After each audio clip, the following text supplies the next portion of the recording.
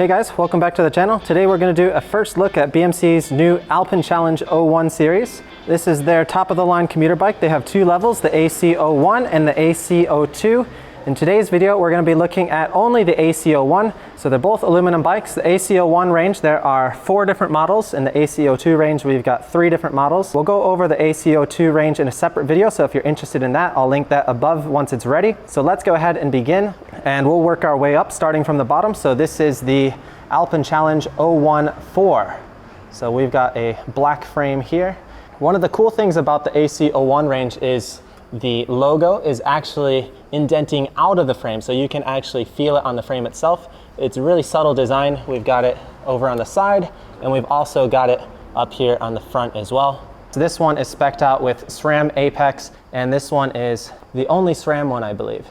For wheels, we've got DT Swiss R522, and for the tires, I believe they all have the same tires. We've got Continental Contact Speed E tires. One of the main differences between the AC01 and the AC02 is the tire clearance. The AC01 has a tire clearance of 28, whereas the AC02 has a bit bigger tire clearance and actually comes stock with 35 and might actually go a little bit bigger than that. We got a standard screw-on bottom bracket down there, as well as our 2 main bottle cage holder areas. On the back, we don't really have any extra mounts or anything. This is meant to be a fast and sleek style commuter bike. And on the back as well, we've got another indented BMC logo. Another unique thing about this bike is we've got a round seat post. A lot of BMC bikes nowadays have the D-shaped seat post. And as for the saddle on this bike, we've got a Selle Royale. The stem on this bike is the standard BMC stem, so it's not going with the aero profile that you see on some of the e-bike models of the Alpenchallenge. That's enough for the 4. Let's go on to the next one, which is the 3. So the 3 has this nice sort of polished blue.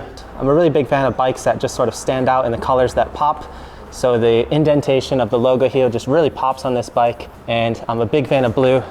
I've got my blue wristband on right now as well. So this one's actually spec'd out with Shimano 105 for the front crank and also for the rear derailleur. I believe the wheels are the same and tires are the same, so not too much difference there. Another interesting point about the AC01 that I should mention is the internal routing. So you can see the wires here going in the front fork and also going into the down tube here as well. So having a closer look, let's look at the tire clearance section here so you guys can see that a bit more clearly. We've got some more space up at the top, but down below at the bottom, don't have too much more room to work with. So this is what the rear dropout section looks like. And I just realized this is actually the one that has a double up front. So the rest of them are single drive up front. This one is actually a double. Moving along, our next one, we've got the AC01 Two. And this one's kind of like a orangish reddish color. Again, we got the logo standing out here.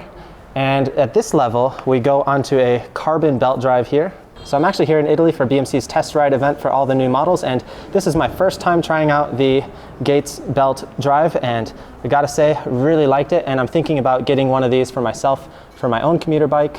So if anybody has any experience with using this system, any advice for using it, be sure to write it down in the comments. Let me know what your thoughts are. How do these things work over time? Do they handle well in the rain over the winter? I'm really curious. I want to hear you guys' thoughts, so let me know. Another interesting thing you can see that stands out more on this colored frame, you can see here are these 2 holes. So I believe these are mounts for the fender rack that you'll see on the 01 One model. A lot of the components on here, pretty similar between all the different models. We've got the same saddle, we've got the same wheels, we've got the same tires. So mainly it's a change in drive chain. Going on to our last bike, the top of this range, and that is the AC01 One. This one's got a sand color profile, and this is the only one that comes stock with the fender mounts attached. So if I'm going to get one of these bikes, I definitely want to get one with a fender set because, again, it rains a lot in Japan, and I've learned that you definitely want to have a fender while you're riding, especially one like this that can cover everything. So we've got a mount section here. This is a custom built fender set for this bike, so we can see that over here. This is the Alpenchallenge 01 AC01 fender set, so it's actually different than the AC02 fender set. And this one is a Shimano Alfine 11 speed, whereas the 2 is an 8 speed. So there's a difference there. If you want to get the full range of gears, you've got to upgrade to the 01 here. The cog has also changed in the gate system recently. So before they were using a different material, but now I believe it's changed to a steel cog in the back. So we've got some better durability with that now.